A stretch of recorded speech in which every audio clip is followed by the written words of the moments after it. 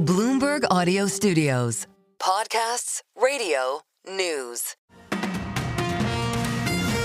Good morning, I'm Nathan Hager. And I'm Karen Moscow. Here are the stories we're following today. Karen, we begin with a breaking story impacting hundreds of thousands of travelers around the world. London's Heathrow Airport is closed all day. Let's get the very latest with Bloomberg Daybreak Europe anchor Caroline Hepker in London. Good morning, Caroline. What is happening? Good morning, Nathan and Karen. It is a fire at a power substation about 2 miles from the airport that broke out just before midnight that led to a cut in power for Heathrow. It has forced the cancellation of thousands of flights. Flight Radar 24 says that there were due to be 1,300 flights for today. Some 120 planes had to be rerouted away from Heathrow in the early hours of this morning. Heathrow says that the disruptions will continue over the coming days, adding that passengers should not travel to the airport under any circumstances. The London Fire Brigade said in a statement that the blaze is now under control, no casualties, but the cause of the fire is not yet known. European travel and leisure stocks, Nathan, this morning down 2%. Heathrow, which is home to airlines including IAG's British Airways and Virgin Atlantic, IAG shares now down as much as 4.3%. Caroline, when do we expect things to get back to normal? This is the unknown. Heathrow is the busiest airport in Europe. The airport doesn't know when power will be restored. The Energy Secretary, Ed Miliband, has been speaking to media in the UK, including to Sky News. He says that he's spoken to the National Grid, who are really at the epicenter of this, he says, and we will be doing everything we can, both to restore power and to help the National Grid. Jeffrey says that passenger compensation for delayed flights is likely going to have a big immediate impact on IAG. Some local people were evacuated. There was lots of smoke, but no doubt many thousands of frustrated passengers. All right, Caroline Hepker, thank you. We'll continue to follow this story throughout the morning. We turn to Washington now, though, with President Trump denying a bombshell report about Elon Musk being briefed about the Pentagon's plan for any potential war with China. We get the very latest with Bloomberg's John Tucker. John, good morning. Yeah, good morning, Karen. The New York Times cites multiple unidentified U.S. officials as saying Musk would see details of American plans in a presentation led by the Defense Secretary Pete Hegseth and top U.S. military leaders. The Wall Street Journal also reported Musk would receive a briefing on U.S. plans for any potential China war. In a social media post, President Trump says the Times report is ridiculous and completely untrue. In a separate post, Hegseth confirmed that Musk will visit the Pentagon today, saying it's an informal meeting about innovation. Well, the reports underscore the unprecedented roles that Musk holds across the heart of the U.S. government and the economy all at the same time. Well, any such briefing would expose some of the Pentagon's closely guarded strategic thinking to a billionaire with extensive business ties in China. Meantime, Musk is now threatening Pentagon employees. In a post on X, he says he looks forward to the prosecution of those at the Pentagon who are leaking false information. He warns they will be found. In New York, I'm John Tucker, Bloomberg Radio. John, thank you. President Trump's made a major move in his push to overhaul the federal government. He has signed an executive order to all but dismantle the Department of Education.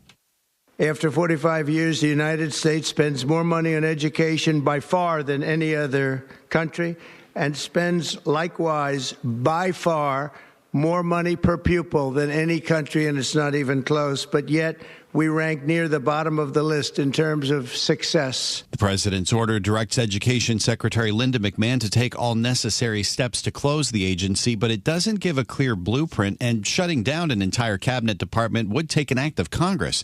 In remarks heard here on Bloomberg, Trump said the agency's core functions like Pell Grants and funds for special needs children will remain. They're going to be preserved in full and redistributed to various other agencies and departments that will take very good care of them. And that's very important to Linda, I know, and it's very important to all of us.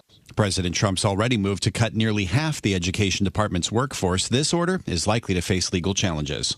Well, Nathan, President Trump also signed an executive order aimed at boosting critical mineral production, and that could include coal. The president is using the Defense Production Act to provide financing, loans, and other investment support to process rare earth elements and other minerals in the U.S. The move addresses long-held concerns that China controls the vast majority of rare mineral processing. Let's turn to markets now, Karen. Futures are lower as we close out the trading week. The S&P 500's fallen for 4 straight weeks, and there could be more volatility than normal today. We get more from Bloomberg Markets reporter Valerie Teitel. We need to take an eye to triple witching. This is the option expiry event that happens at the end of every quarter. It's called triple witching because there are single stocks, ETFs, and indices. All 3 options tied to those equity indices expire this afternoon into the close. We normally see a very large surge in volumes and some volatile stocks, maybe some more less liquid single names have some pretty wild swings into the close.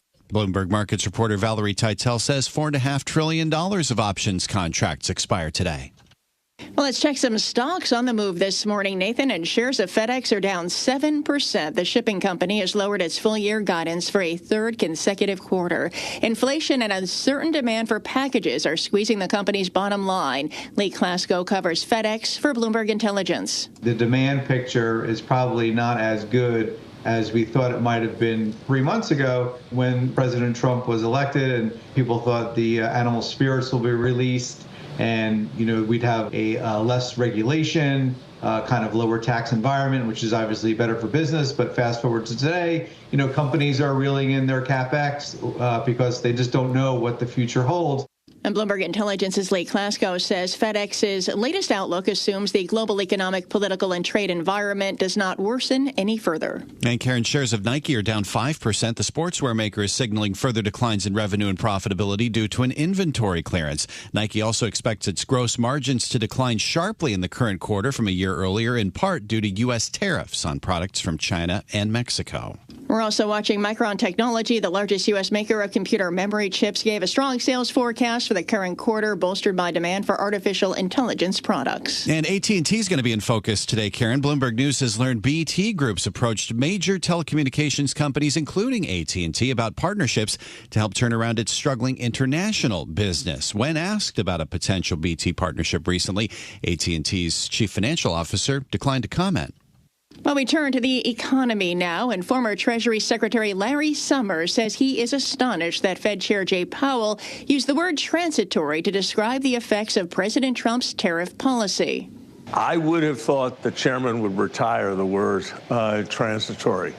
That is perhaps the most notoriously ill-chosen phrase of his excellent 7.5-year run as Fed chair. And Summers made the comments on Bloomberg's Wall Street Week with David Weston. Hear the full conversation tonight at 6 p.m. Wall Street time on Bloomberg Radio and Bloomberg Television, or get the Wall Street Week podcast after the show airs wherever you get your podcasts. Time now for a look at some of the other stories making news in New York and around the world. And for that, we're joined by Bloomberg's Michael Barr. Michael, good morning. Good morning, Karen. The National Transportation Safety Board is issuing sweeping recommendations for state departments of transportation to immediately assess the vulnerability of their bridges. The report comes after the collapse of the Francis Scott Key Bridge in Baltimore after it was struck by a cargo ship almost a year ago. NTSB Chair Jennifer Homendy says the report should be a warning to other bridges across the country and is urging owners to comply. Had they ran the calculation on the Francis Scott Key Bridge, the MDTA would have been aware that the bridge was almost 30 times greater than the risk threshold AASHTO sets for critical essential bridges. NTSB Chair Jennifer Homendy is calling on the vulnerability assets of nearly 70 bridges across the U.S., including 15 in New York and New Jersey. Transportation Secretary Sean Duffy says he's granting New York a 30-day extension to end its congestion pricing program in Manhattan. The Trump administration's original deadline was today. New York Governor Kathy Hochul and the MTA pledged to keep the congestion pricing cameras on no matter what the administration did. Congressmember Jerry Nadler of New York says the elected officials who run the city know it best. The value pricing program is solidly established under federal law. It is clearly delivering tangible benefits. Simply put, congestion pricing is no different than New Jersey's ability to set tolls on the New Jersey Turnpike. Meanwhile, opponents of the tolls, like Representative Josh Gottheimer of New Jersey, say congestion pricing is destined to fail. To the MTA, enjoy your last hour screwing over hardworking commuters with the congestion tax. Gottheimer, audio courtesy of News 4. Israel's cabinet has approved Prime Minister Benjamin Netanyahu's decision to fire the country's domestic intelligence chief, Ronen Bar, despite thousands of protesters rallying against his removal. Global news 24 hours a day and whenever you want it with Bloomberg News Now. I'm Michael Barr, and this is Bloomberg. Karen. All right, Michael Barr, thank you.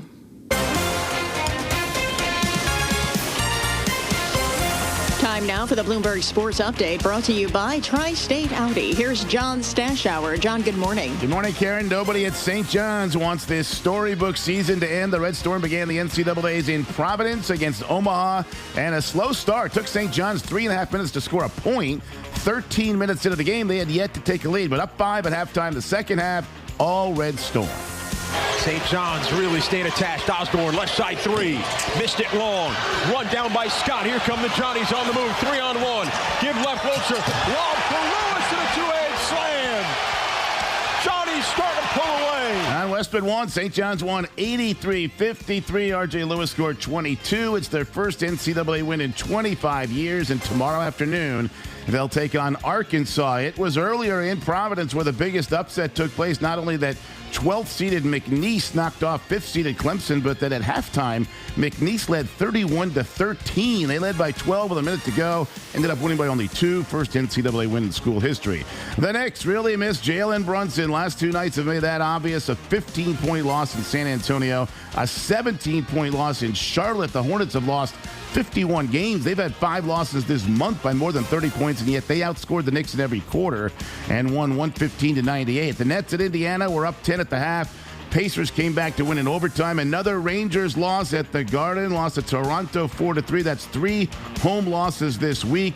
Maple Leafs never trailed, got 2 goals from John Tavares. Islanders with a 4-3 win over Montreal, now tied with the Rangers. The Devils lost to Calgary 5-3. The Celtics being sold. The price tag is $6.1 billion, a little more than what the Washington Commanders just went for. So it's the most in North American sports history.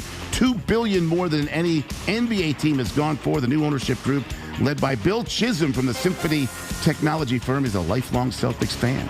John Stashower, Bloomberg Sports. Karen, Nathan. Coast to coast on Bloomberg Radio, nationwide on Sirius XM, and around the world on Bloomberg.com and the Bloomberg Business app. This is Bloomberg Daybreak. Good morning. I'm Nathan Hager. This morning, Europe's busiest airport is shut down. A power outage has forced London's Heathrow to close all day, causing travel chaos for the hundreds of thousands who rely on the transatlantic flight hub each day. For the very latest, we are joined by Bloomberg Global Aviation Editor Benedict Camo. Benedict, good morning. What do we know at this point about what caused this fire? We understand it happened at a power substation? Yes, good morning. That's right. So this is a power substation nearby, about 2 miles away from the airport. That caught fire in the middle of the night. We don't know why. That's going to be one of the main thrusts of the investigation. It has now been extinguished. But the damage is done. So not only are people in the vicinity without power, but Heathrow Airport is entirely shut off. Give us a sense of just how much chaos this is causing right now. As we said, this is the busiest airport in Europe. Yeah, this is an unprecedented breakdown, really, for the airport. There have been disruptions in the past. You know, there might have been strikes, there might have been weather-related disruptions. But for the airport to close down for an entire day, that is unheard of. This is an airport that handles about 1,400 flights a day, 200,000 passengers, you know, give or take an aircraft taking off about every minute. So this is going to have a massive ripple effect. There were planes in the air already that were coming in from the Middle East, from Asia. Those planes had to be rerouted to places like Frankfurt, like Birmingham in the UK.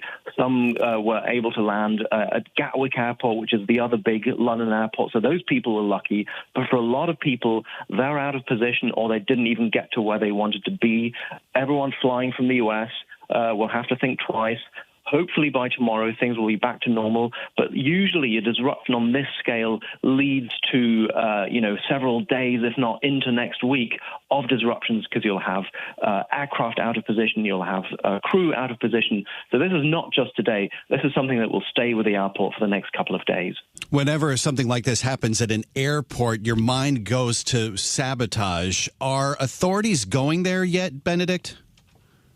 It's too soon to say. The blaze has just been extinguished, but this will certainly be one line of inquiry that they will look at.